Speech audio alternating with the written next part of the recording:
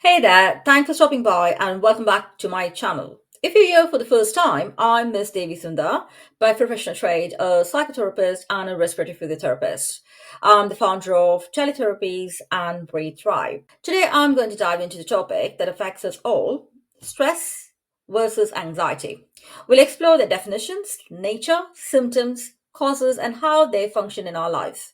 So let's get started. Before I could jump into the video, if you have not done already, please do hit that subscribe button and notification bell so you get notified on my weekly content. Without any further ado, let's begin with stress. Stress is a natural response to external pressure or demands. It can stem from various situations such as work, deadlines, financial strains, or relationship issues.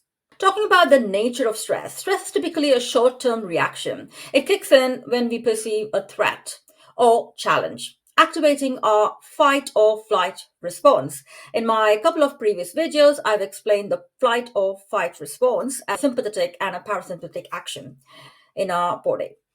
Now, let's discuss the physical symptoms. Physically, stress often manifests through increased heart rate, muscle tension, and shallow breathing. Now, let's go into the cause of stress. Stress can result from both positive, known as eustress, and negative, known as distress, events in our lives. So, what is the function of stress? In small doses, stress can actually motivate us to perform better.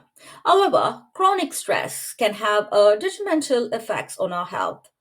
In one of my previous videos, mind body connection in health and chronic illnesses, I've explained the types of chronic stresses and how it impacts our mind body connection. The link should be in the description box below or up in the cards. Now, let's shift our focus to anxiety. Anxiety is a persistent feeling of worry, fear, or apprehension. Unlike stress, it's not always tied to a specific stressor and can occur without an immediate threat. Let's look into the nature of anxiety. Anxiety tends to be more long lasting and pervasive. It may persist even when the stressor is no longer present. So, how can you identify you have anxiety?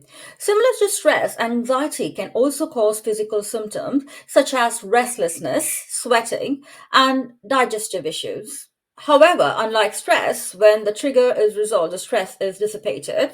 In people with anxiety, they are constantly having this fear and worry, even if the triggers are removed from their life, and in anticipation that the trigger can appear again. People with anxiety have difficulty in concentration or focus on tasks due to racing thoughts or feelings of agitation. They might involve in avoidance behavior to cope with their fears or discomfort, such as avoiding social situations or activities that trigger their anxiety. And people with anxiety have impact on their daily functioning significantly, including the work, school, relationship, and overall quality of life.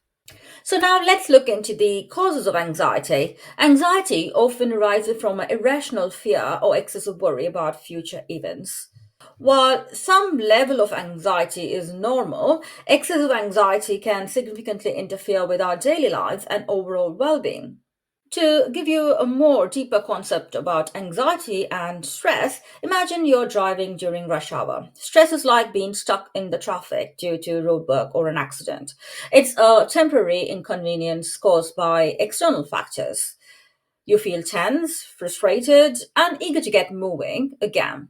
Once the road clears, your stress dissipates, and but whereas anxiety is the anticipation of getting stuck, even if the road is clear. To take you into another analogy, comparing stress to sudden rainstorm, it arrives unexpectedly, disrupting your plans. You grab an umbrella and adapt to the situation. Once the rain stops, you move on. Whereas anxiety is like living under the constant dark clouds. The fear of future storms keeps you on the edge, affecting your daily life. Anxiety and stress is very important part of mental health awareness. I hope you found this video helpful, and if you found this video helpful, give a thumbs up and share with your friends and subscribe to the channel. As usual, stay healthy, stay curious. Until next time, signing off, Devi Sundar.